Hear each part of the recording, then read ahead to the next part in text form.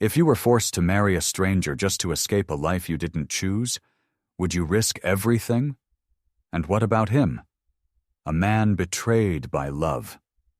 Could he ever learn to trust his heart again in a marriage born from a bet? Before we begin the story, leave a comment telling us where you're watching from. We love seeing how far these stories travel. As the city's wealthiest mingled beneath the chandeliers of the Ritz Grand Ballroom, glasses clinked, laughter echoed, and polished heels tapped against marble. No one there knew that a wager, quiet, calculated, and absurdly expensive, was about to change 2 lives forever. Oliver Whitmore stood near the balcony doors, alone despite the crowd. In a world of power brokers and polished smiles, he wore his detachment like a tailored suit. He wasn't there to be charmed. He was there to win. Deals, alliances, leverage. Once, not so long ago, Oliver had believed in something softer, something foolish. Love. He'd given it fully to a woman named Isabella, trusting her without hesitation. She broke him, not just with betrayal, but with the precision of a woman who knew exactly how to wound. She'd taken his love and used it to get close, to steal, to hand vital company secrets to his biggest competitor. That day, Oliver didn't just lose her, he lost every tender instinct he had. Since then, his life was ruled by logic. He built his empire like a fortress. No emotion, no risks, no loose ends. Love was no longer welcome. It was a variable he refused to entertain. But fate, fickle and fond of irony, had other plans. That night, seated at a velvet booth near the stage, his closest friend, Michael Donovan, leaned in with a smirk. "See that one?" Michael nodded toward a cluster of women at the far end of the room. Amid them stood a woman with wild chestnut hair, bold lipstick, and an attitude that didn't care who was watching. Evelyn Carter. Her laugh didn't ask permission. Her heels echoed like a dare. She was chaos in a cocktail dress, and the tabloids loved it. Michael grinned. "She's the scandal of every society event. I bet you can't turn that into a proper lady." Oliver watched her for a beat. 2 million. 3 months. Michael blinked. "You're serious?" Oliver didn't blink. "Always." Across the room, Evelyn Carter noticed them. She always noticed when people talked about her, especially men who wore suits like armor and looked at her like she was a puzzle worth solving. But what they never saw, what no one ever cared to see, was the truth. Since her mother's death, Evelyn had lived in a house filled with glass, secrets, and expectations. Her father was absent. Her stepmother was manipulative. And now they were trading her off, like a prized antique, to marry a man twice her age in exchange for a lucrative merger. She had no intention of becoming anyone's ornament. So when Oliver approached her with his offer, marriage, without emotion, without strings, she didn't laugh it off. She saw the door in the corner of a locked room, a way out, no love, no pretense, just 3 months. They were married the following Monday. No church, no vows, just ink on paper and eyes that never met. It began as a game, a transaction, a convenient escape for one, a challenge for the other. But neither of them knew that what they feared most, connection, was already quietly threading between them. The tabloids called her the Party Queen, a reckless heiress, a scandal in heels. They printed photos of her stumbling out of clubs, laughing too loud, drinking too much, dancing with men whose names she likely never bothered to learn. To the world, Evelyn Carter was a storm, wild, unpredictable, and delightfully unapologetic. But the world never saw her after midnight. Not the real her.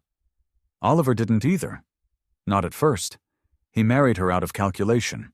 She agreed out of desperation. A mutual arrangement wrapped in cold civility and thinly veiled contempt. He thought he knew exactly what she was. A spoiled rich girl playing rebellion like it was a sport. Then, one quiet evening, while passing the kitchen on his way to the library, he stopped. The light was dim, the house mostly asleep. But there she was, Evelyn, leaning toward the housekeeper with an envelope in hand.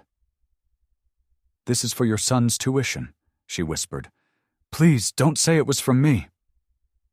Her voice, usually sharp and careless, now sounded softer, unfamiliar. The older woman, who never dared look Evelyn in the eye during the day, stood frozen, eyes wide, throat tight with gratitude. Evelyn simply smiled, turned, and walked away like it was nothing. Oliver watched from the shadows. She never knew he saw her. And it wasn't just once. There was the day he overheard her telling the butler to arrange a delivery of coats and shoes for a local orphanage, under a false donor name. And the time she drove out in the pouring rain, alone, to leave food and blankets under a highway bridge where the homeless gathered. Always quiet. Always anonymous, and always completely at odds with the woman she pretended to be. Each time Oliver saw her like this, something inside him shifted. Conflicted thoughts crept in, uninvited. He didn't want to feel curious, or intrigued, or, worse, moved. But he was. The woman he had once dismissed as shallow and self-absorbed was slowly revealing herself to be someone else entirely. Someone whose heart, hidden beneath layers of sarcasm and scandal, might be the purest he'd ever seen. He never confronted her about it. He never said a word. He just stood there, in the silence of hallways, behind half-closed doors, watching and wondering. What else about her was he completely wrong about? Have you ever misjudged someone only to realize later they were carrying more than you ever knew? Tell us in the comments. Because sometimes it's the quietest people who love the loudest. In the first few weeks of their arrangement, Oliver and Evelyn functioned like two well-dressed ghosts. They coexisted inside the vast Whitmore estate with the efficiency of seasoned diplomats. There were no raised voices, no accusations, and certainly no affection. Only perfectly rehearsed courtesies and the kind of distance that made even the staff uneasy. They occupied separate bedrooms, of course. Evelyn's was in the east wing, flooded with soft light in the mornings and draped in velvet by evening. His was darker, colder, buried in walnut paneling and glass shelves lined with first editions. Their routines rarely crossed. Each evening, at precisely 7 o'clock, they sat down to dinner. 2 chairs apart, facing each other across an immaculate dining table that stretched like a runway down the center of a room most couples would have never used more than twice a year. The clink of cutlery was the only soundtrack. Occasionally, one of them might ask, "Will you be attending the fundraiser this week?" Or, "Have you seen the latest quarterly report?" Nothing personal, nothing soft. It wasn't a marriage. It was a truce. Oliver preferred it that way. Structure, predictability, distance. This was how things were supposed to be. He'd designed it, after all. But then, without warning, it began to shift. The first time he noticed was during dinner on a Monday. Evelyn didn't wear her usual armor of sarcasm. Instead, she was quiet. Not cold, just thoughtful. And instead of rushing off after dessert, she lingered. She asked him about the painting above the fireplace. "The ships in the storm," she said. "They look like they're running toward the chaos, not away from it." He blinked. Most people never notice that. She gave a small smile. Most people are too afraid of what it means. He didn't know how to respond. So, as usual, he said nothing. But that night, when she left the room, he watched her go. It wasn't an avalanche, it was erosion. Little pieces fell away, one quiet moment at a time. Sometimes, late at night, she'd be in the library when he walked in. Barefoot, curled up in the leather armchair with a book in her lap. She never looked up, never asked questions. But she didn't leave either. Once, she poured him a second cup of coffee without asking. Another time, she handed him an umbrella before he stepped outside. Small things. Meaningless, he told himself. But they weren't. The night it changed, for good, was a night like any other. Overcast skies, a cold wind rising off the Thames. Dinner had been quiet, as usual. Evelyn had barely touched her plate. Her gaze was distant, her fingers tracing the rim of her wine glass with absent-minded rhythm. Later, just past midnight, Oliver stepped out onto the terrace for some air. And there she was. Evelyn stood barefoot on the flagstone path just beyond the hedges, wearing nothing but a silk nightgown and a thin shawl, soaked through from the drizzle that had begun to fall. Her arms were outstretched, face tilted toward the sky, eyes closed. She looked untamed, unbothered. And, for the first time since he'd met her, utterly free. He didn't speak at first. Just watched, mesmerized by how strange and still the moment felt. Then, sensing his presence, she opened her eyes and turned. "You've never seen rain like this?" she asked. Her voice wasn't playful. It was calm. Honest. Oliver hesitated. The usual retort didn't come. No defense, no snide remark. Instead, his voice came quiet, almost reluctant. "Maybe just tonight." A pause followed, long and unsure. Then she smiled, barely, and turned back toward the rain, arms falling gently to her sides.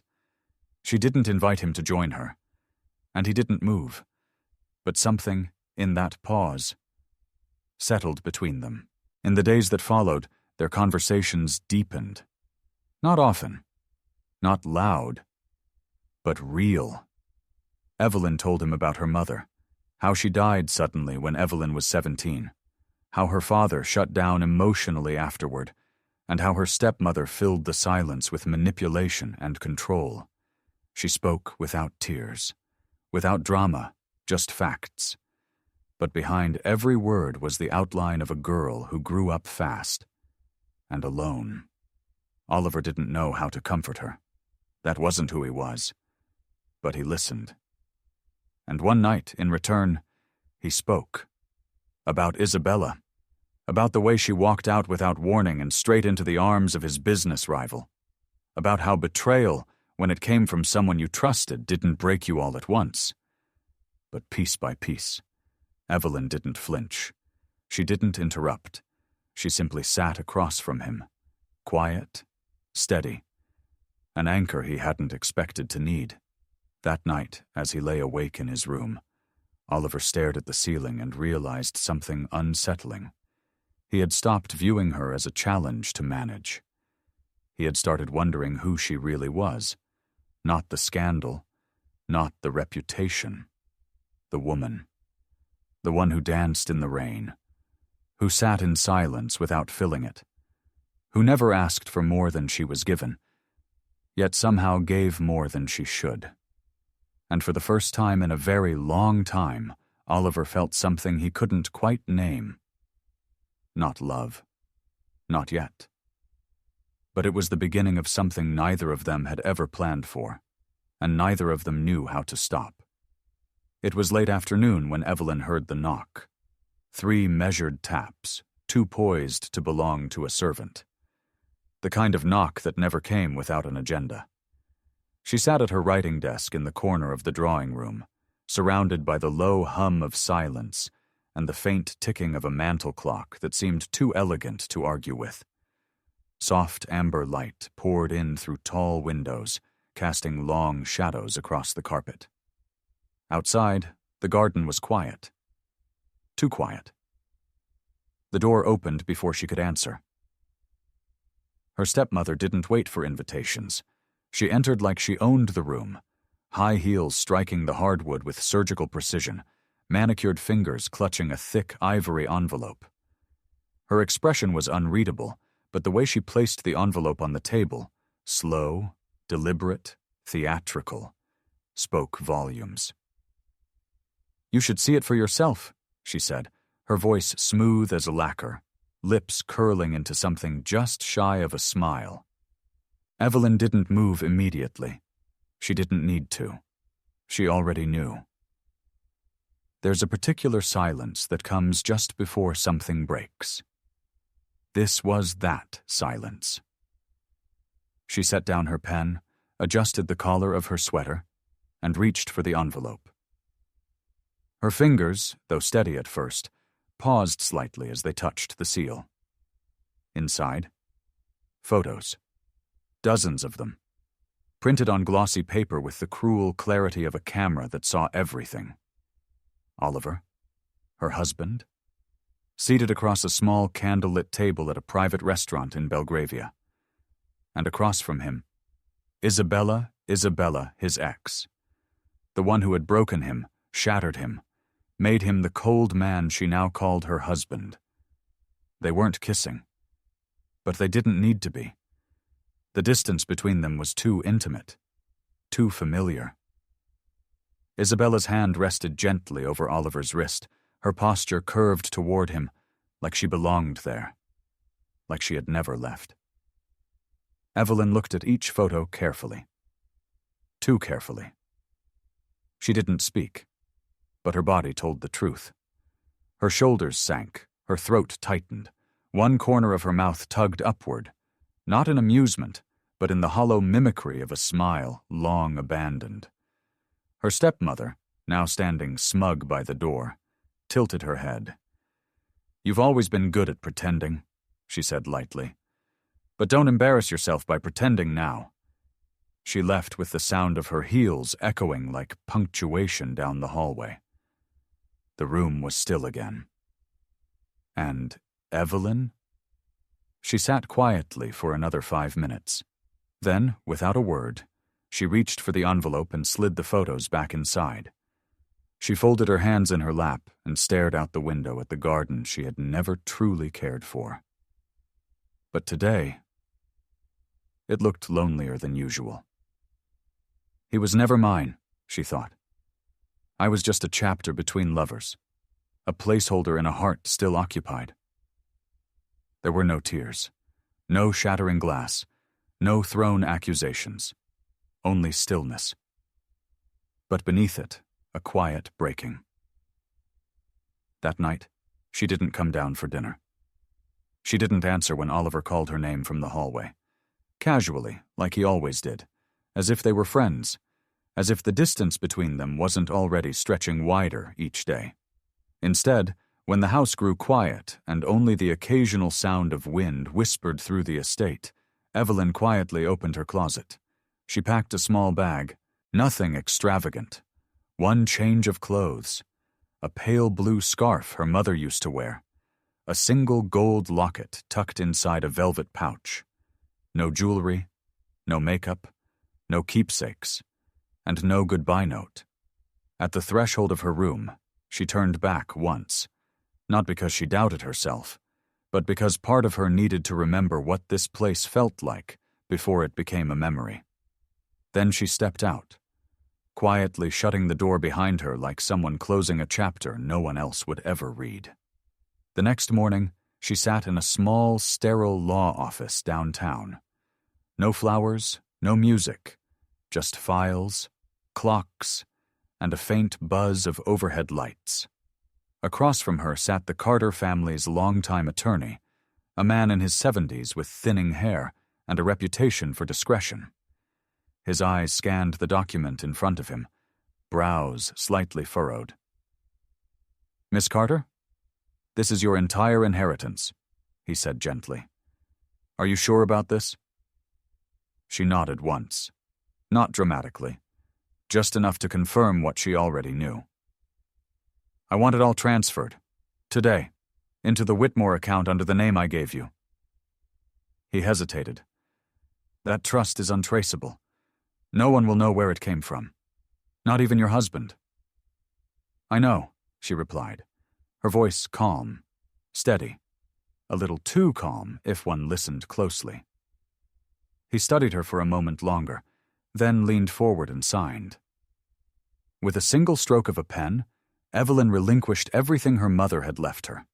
Every cent, every bond, every security. All of it. For the man who might have already given his heart to someone else. And she asked for nothing in return. Not even his acknowledgement. When it was done, she stepped outside. The city was awake now. Buses rumbled, horns blared, people in coats rushed past, clutching lattes and phone calls and a dozen conversations she would never be part of. No one noticed the woman standing still near the corner of the street, staring up at the gray sky. The wind picked up, brushing strands of hair across her face. She didn't brush them back. She wasn't thinking about what she'd lost. She was thinking about what she'd left behind. Not just her money, not her pride, but her love. The kind you give quietly, completely, even when no one's looking, especially then. It was supposed to be just another night. London shimmered with rain light and street lamps, a city cloaked in elegance and indifference. Somewhere near the river, cars murmured through wet streets. Umbrellas opened. Windows glowed gold behind drawn curtains. And somewhere in that rhythm of quiet city life, a single moment cracked the stillness. A truck. Too fast. Wrong lane, wrong time. The crash wasn't heard by most, but those who did, people on a sidewalk, a man closing his bakery, a mother calming a child, felt something in the sound that chilled the spine, metal folding in on itself, glass shattering like brittle bone. Evelyn Carter's car was struck with such force it spun once, then twice, before slamming into the guardrail beneath a pale blue bridge. The front crumpled. Steam rose. A piece of her silk scarf fluttered out through the shattered window. Then, silence. Her body was pulled from the wreckage with blood staining her hairline and one slipper missing. She didn't speak, didn't open her eyes. Not once. The phone rang just before midnight. Oliver answered with the tired detachment of a man used to emergencies. But the moment he heard her name, Evelyn, accident, unconscious, he stopped breathing. No questions, no hesitation. He was out the door before his assistant could finish speaking, the tailored jacket he always wore still hanging forgotten on the back of his chair. By the time he arrived, she was already under, surrounded by the quiet beeping of monitors and the low murmur of machines that made no promises. She lay there in that hospital room like a fallen version of herself. Still, pale, wrapped in white sheets. A bruise bloomed across her temple. Her lips were colorless. Her fingers, once so expressive, now curled slightly like petals left too long in the cold. And beside her sat Oliver, the man who had never once told her he cared, who had kept her at arm's length with practiced ease. Now he couldn't stop staring. He sat beside her for hours, unmoving, except to adjust the blanket or brush a strand of hair back from her cheek. His fingers trembled as they held hers, too light to wake her but too desperate to let go. In front of him, on the small table by her bed, lay a folder. He hadn't opened it right away, but now, with one hand still gripping hers, he slowly slid the papers free and read. And what he saw hollowed him. It wasn't from a corporation. It wasn't from a bank or a business partner. It was a private trust, anonymous, until the last page, where a signature rested at the bottom right corner in looping, unmistakable script. E. Carter, Evelyn. She had saved his company. The woman he married for a wager, the one he dismissed as reckless and spoiled, had quietly used her entire inheritance to keep Whitmore Enterprises from collapsing. Without recognition, without a word. She had done it while believing he was in love with someone else. And now she lay here, broken, unconscious, on the edge of silence, and he might never get to say what she deserved to hear. A sound caught in his throat. He lowered his head and pressed her hand to his lips, breathing in the scent of her skin, now laced with antiseptic and something fainter, like lavender and loss. "I didn't see you," he whispered, voice cracked and hollow. "I was too busy protecting myself from love, and you were the only one who gave it." The machines hummed on, steady and indifferent. But inside him, something gave way. Not with a bang, not with a declaration, just a slow, aching realization. He had already loved her, and he might lose her before he ever had the courage to say it. The room was cold, not from temperature, but from truth. The kind of cold that seeps into the chest, not the skin. That settles behind the ribs and coils in the lungs, making it hard to breathe. Outside the window, London pulsed with late-night rain, distant, half-muted through thick glass. Inside, time no longer moved. It only waited. Evelyn lay still, pale, bruised, unmoving. The white of her hospital gown blurred into the sheets like she was being erased slowly, piece by piece, until all that would remain was memory. Her chest rose in shallow rhythm, each breath pulled not by her body, but by machines, tubes, wires, monitors. Technology clinging to a life that had nearly slipped away beneath the wheels of a black truck. No one knew who had sent it. But Oliver knew. He knew enough about revenge, enough about Isabella, and far too little about Evelyn. He sat next to her now, hunched forward in a visitor's chair that didn't care how expensive his shoes were. His tie was askew. His hands shook. One of them held hers. He hadn't let go since they brought her in.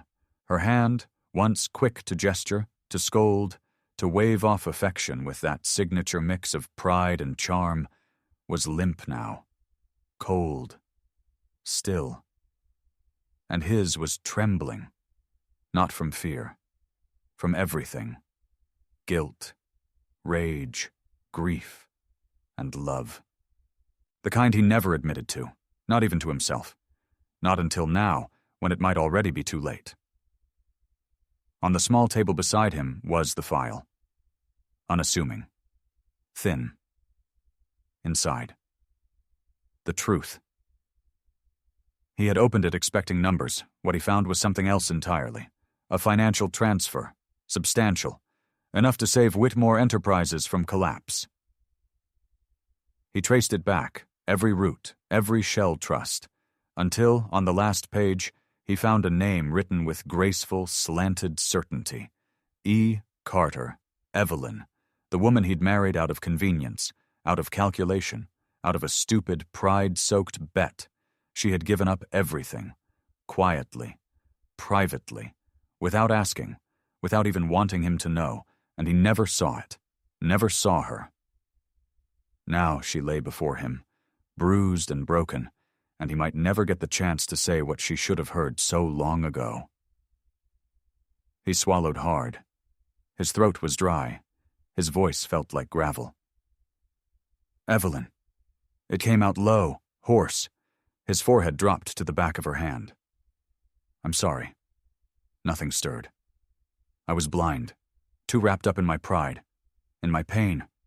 I thought I was protecting myself.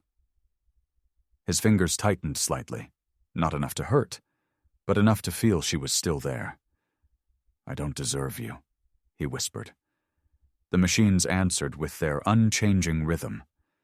The fluorescent lights buzzed gently above them. The nurses' voices down the hall were muffled, like distant echoes in a dream. He looked up again, looked at her face, and then something happened. Her eyelids fluttered. Once, twice. He froze. She blinked again, slower this time, then slowly turned her head toward the sound of his breath. Oliver? She whispered. Her voice was barely air, broken glass sliding over velvet. He sat upright instantly, every muscle locked. You're awake, he said, tears breaking free without permission. His voice cracked, raw. Evelyn, you're here. Her lips barely moved. You know, don't you? He nodded, his face crumbling. "You saved me," he said. "You saved the company, gave up everything, and didn't tell me a damn thing." She stared at him quietly. Her eyes were still fogged with pain and sedation, but her gaze held a flicker of the fire he had grown to recognize. "Because I love you," she whispered, "even if you never did." A pause. Then she turned her head slightly, eyes fluttering as if the effort alone was too much. He leaned in, cupped her face gently, like she might vanish under pressure. "No," he said, voice shaking. "Don't say that. Don't ever say that again." His forehead touched hers, barely grazing. His tears fell onto her cheek, mingling with the dried ones already there. "I love you, Evelyn," he whispered. "I've loved you longer than I'll ever forgive myself for. I just didn't have the courage to tell you." Silence. Then, "What about you? If you were Evelyn, would you have forgiven him? And if you were Oliver, would you have had the courage to kneel again, not for pride, but for love? Tell me in the comments below. Your story matters here. And sometimes, the way we see others reveals the way we need to be seen too." A small, nearly imperceptible smile curved at the edge of her lips. One tear slid from the corner of her eye. Not from sadness, not from pain, from knowing. And with the last ounce of strength she had left, she nodded, one small nod. Slow. Certain. She had waited so long to hear those words, and now, even bruised, even broken, she was whole again. Months passed, not in a rush, not in a blur, but in stillness, like fog lifting inch by inch over a scarred but healing landscape.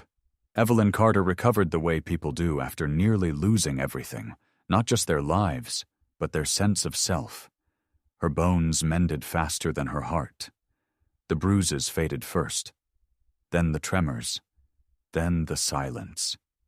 But something inside her stayed changed. Gone was the reckless girl who had once thrown parties to numb her loneliness. Gone was the woman who wore sharp heels and sharper words like armor. In her place was someone still, calm, and powerful. Not the kind of power that comes from wealth or beauty, but the kind earned in the quiet moments no one sees, when you're alone with your pain and choose to rise anyway. The ballroom was grand that evening. Crystal chandeliers shimmered above linen-draped tables. Cameras flashed, clinking glasses echoed. A symphony played softly beneath the hum of conversation. It was the annual Whitmore Foundation Charity Gala, now focused on social housing, a new direction Evelyn herself had championed. No one expected her to speak. She hadn't been seen in public for weeks. But as the lights dimmed and the MC welcomed the next guest, a hush swept across the room. She stepped onto the stage. Evelyn, hair swept elegantly to one side, a navy gown that moved like water with every step. But it wasn't the clothes or the poise that stunned them. It was her presence, no longer a socialite, no longer a whispered name in scandal. She stood with the composure of someone who had walked through the fire and chosen not to burn. She took a moment. Let the silence settle. Then, looking out across the sea of polished faces and curious eyes, she spoke. "Love," she began, voice steady but thick with truth, "isn't a transaction. It's not possession, not a gamble, and it's never about winning." Somewhere near the back of the room, a man's breath caught. Evelyn's gaze didn't seek him, but she felt him there. "Love," she continued, "is choosing to see someone at their worst and still standing beside them. It's sacrifice without recognition. It's silence where there could be pride." She paused, not for effect, but because the words carried weight. "It's doing the right thing even when no one will ever know." The room was silent now. No clinking glasses, no whispers, just the soft hum of breath being held. Evelyn's lips curved gently. I used to think love was something you had to chase, something loud, dramatic. Now I know. It's quiet, patient, strong. Her eyes scanned the crowd, but only one person mattered, and he stood at the very back of the room. Oliver. Not in a tailored tux, not polished and cold like the man from before. Tonight, his tie was loosened, his posture relaxed, but his eyes, God, his eyes were full. They shimmered under the lights, barely holding back emotion. And for the first time in a long time, he wasn't fighting what he felt. He was standing still, letting it wash over him, watching the woman he once failed become the woman he'd never stop loving. And Evelyn. She didn't need his applause. She didn't need his praise. But when she saw him, just for a second, smile through the tears that welled up in his eyes, she knew, he understood now, and somehow that made everything worth it. The garden behind the Whitmore estate had always been beautiful, but tonight it felt sacred. No breeze stirred the tall hedges. The air hung soft and warm, like silk brushed gently across the skin. The sky above was wide and black, dusted with stars that blinked slowly, quietly, as if giving the night permission to begin. Beneath the arch of climbing roses, under lights that glowed like starlight caught in glass, Evelyn stood, barefoot in the dewy grass, her dress falling around her like moonlight. She didn't speak. Not yet. Her heart was still, her hands were steady, but her eyes, they were full. And across from her, just a few feet away, Oliver took one breath, then another, then one more. He had faced down boardrooms, brokers, betrayals. But tonight, he looked like a man terrified, not of losing, but of deserving. He stepped forward, slow and sure, and then, without ceremony or hesitation, he knelt. His eyes didn't waver. They held hers like truth. I married you once, he said, his voice barely a whisper. Because of a bet, Evelyn's breath caught. But she didn't speak. Oliver's throat tightened. I thought I had everything figured out. I thought I knew how to stay safe, how to control life. But then I almost lost you. And I realized... He looked up at her, voice cracking. If I lose you now, I'll lose everything that ever mattered. She blinked, and the tears came. Quiet, without drama. Not because it hurt, but because it didn't anymore. He pulled a small velvet box from his pocket. Not grand, not showy, but held with both trembling hands like it carried the world. Evelyn Carter, he breathed. Please, let me try again. His voice was steadier now, filled with the strength of surrender. This time, not because I want to prove something, not because I need to win, but because I love you, deeply, entirely, and I want to build something real, something that's ours, from the beginning, together. Evelyn looked at him. This man who had once been all ice and distance, now melted completely in front of her. And she smiled. A small, broken, radiant smile. She knelt, too, right there, in the grass, beside him. No more bets, she whispered, her voice thick with joy. Just us. Just love. Just beginning again. He slid the ring onto her finger. It fit. Not because it was perfect, but because they had become something stronger than perfect. They stood, and then, without hesitation, they fell into each other's arms, a slow, breathless homecoming of an embrace. No tension, no distance, just warmth, just forgiveness, just 1,000 unspoken promises written in the curve of each other's arms. Overhead, the stars blinked a little brighter. The garden glowed with quiet life. They stayed there for a long time, holding on, because this time there was no need to rush. Love doesn't begin in perfection. It begins in the broken places, in the forgiveness that asks for nothing in return, in the sacrifices made in silence, in the courage to choose each other again after everything.